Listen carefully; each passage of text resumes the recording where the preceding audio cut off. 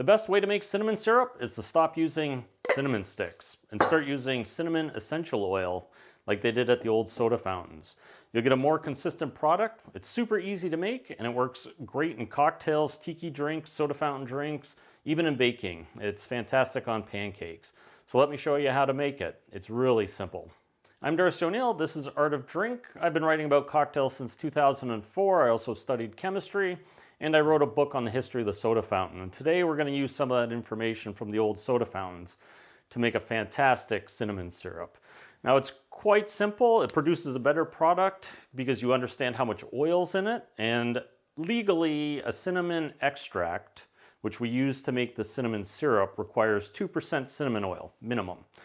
At the old soda fountains they used about 3%, and that made a little bit stronger syrup, and I think you'll find that it works quite well. Now you need two ingredients for an extract. You need your cinnamon essential oil. Ceylon or cassia will work. That's just a preference if you have one.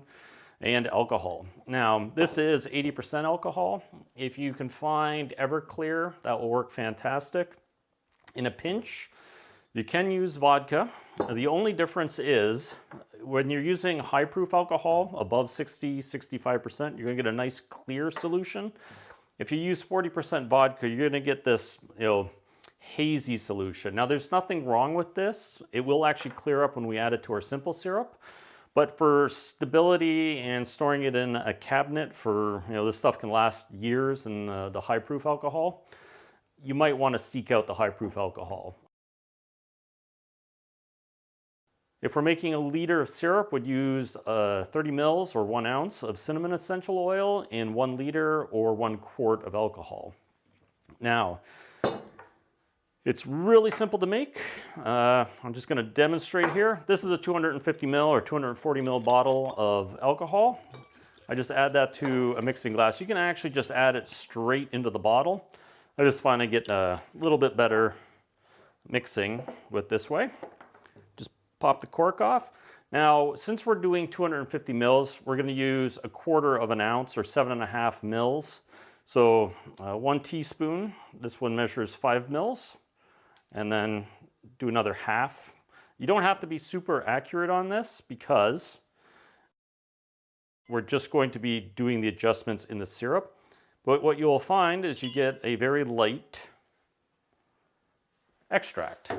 Now if you're going to do this and you want to be accurate because you're, let's say, working at a restaurant, you can invest in pipettes and do it by the mil.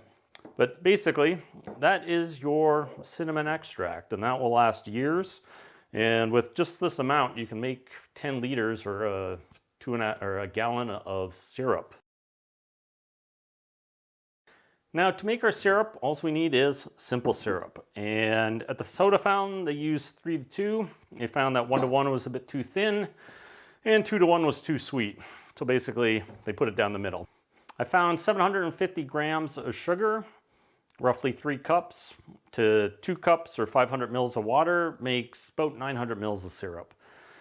And that works for our application because we may need to add a few things, specifically the extract and maybe coloring. We'll talk about that in a minute.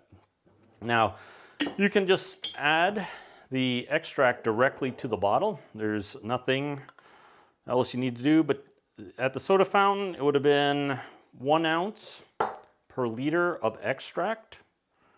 And it just goes straight in. And you will see that it gets a little hazy at first, but once we shake this,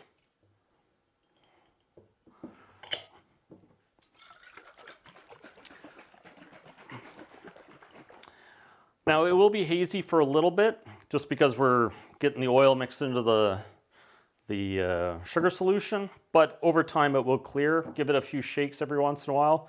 And over 24 hours, it'll start to clear up. It may be mildly hazy, but it should be mostly fine. And that's your basic cinnamon syrup. It is quite pale. Most people are used to this color for cinnamon syrup, not something that's almost water white or pale yellow. And the trick that most commercial suppliers do is they add caramel coloring. And you can buy this stuff, it's quite cheap. This stuff produces more of a mahogany color. It's quite dark. And that's using just like the tip of a spoon amount in there. Now I make my own using sugar. I just burn sugar until it's basically crimson red. If you're using a stainless steel or a white bottom pan or pot, you'll be able to see the syrup going to basically from clear to this bright red color, and then it gets a little darker. The darker it gets, the less you need to use, but it produces more of a cinnamon colored syrup. Now, some people use cinnamon sticks in water. You could probably do it in alcohol too, but this has been soaking for maybe 2 hours, and you can already see there's sediment, and it's getting hazy, and it's not producing a very dark color. So it doesn't necessarily work very well. You can boil it, it will extract the color better, and that may be fine for here. But for my purposes, I find using this syrup works fairly well. And then the other thing about these caramel syrups is not only do they add coloring, but they can also help emulsify the oils. And by emulsification, that means to keep them in solution. And you can adjust as you see fit. It does take a little bit of shaking to get these syrups in. But that was maybe a tablespoon of syrup, and you're already getting a much better color. So I do recommend using this.